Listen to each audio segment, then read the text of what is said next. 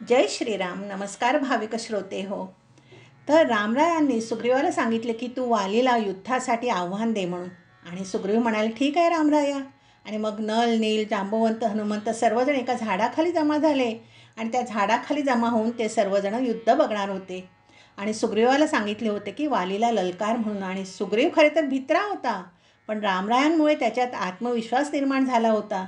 आणि सुग्रीवाने युद्धगर्जना केली, वाली ये युद्धाला, एक तर तुला मारेन नाही तर मी मरीन, अशी प्रतिज्ञाच केली. आणि वाली सुग्रीवाचा हा अवतार पाहून आश्चर्यचकितच झाला. वालीने सांगितले, अरे भित्र्या, तू कधी युद्ध केले आहेस का? आज कसं काय युद्धाला तयार झाला आहेस? ठीक आहे, आज तुला मी संपवतोच, असे म्हणून वाली युद्ध करण्यास आला. दोघांचे तुंबळ युद्ध सुरू झाले. सुग्रीवाचा आत्मविश्वास त्याच्यासोबत होता. त्याला खात्री होती की रामप्रभू माझ्या सहाय्यार्थ आहेत म्हणून.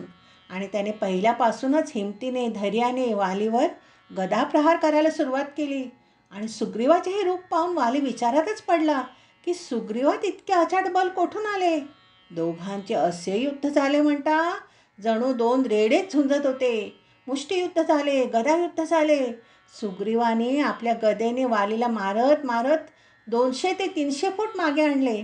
आता वाली मनात विचार करतोय, आज सुग्रीवाबरोबर लढताना जर मी हरलो, मी जर प्रतिकार केला नाही, मी जर त्याच्या प्रहाराला प्रतिप्रहाराने उत्तर दिले नाही, मी आज जर सर्व बळ एकवटून आत्मविश्वासाने लढलो नाही, तर कायमचा सुग्रीवाचा विजय होईल.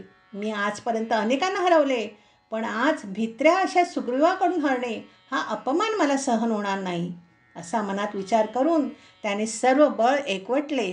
आणि आत्मविश्वासाने आणि धैर्याने वालीने सुग्रीवावर वार केले. आणि इतक्या शक्तीने त्याने सुग्रीवावर प्रहार केले की त्या प्रहारांनी सुग्रीव घायाळ झाला. सुग्रीव घाबरला आणि याच संधीचा फायदा घेत वालीने त्याला ठोकत ठोकत 300 ते 400 फूट मागे आणले.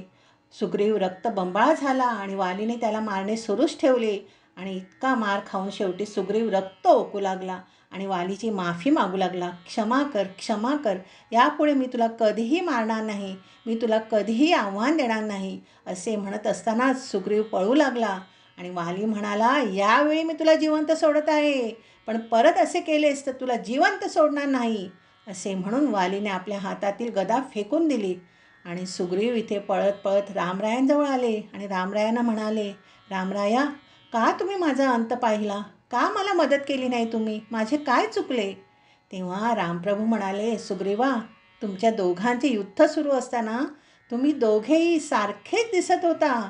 वाली कोण आणि सुग्रीव कोण हे ओळखताच येत नव्हते. हवे तर तू या नल, नील, जांबवंत ह्या सर्वांना विचार. तुम्हा दोघांमधला फरक जाणवत नव्हता रे. आणि विनाकारण तुलाच बाण लागला असतं तर रे. आणि म्हणून आपण एक काम करूया, आपण उद्या युद्ध करूया. सुग्रीव म्हणाला, अरे बापरे, परत उद्या युद्ध?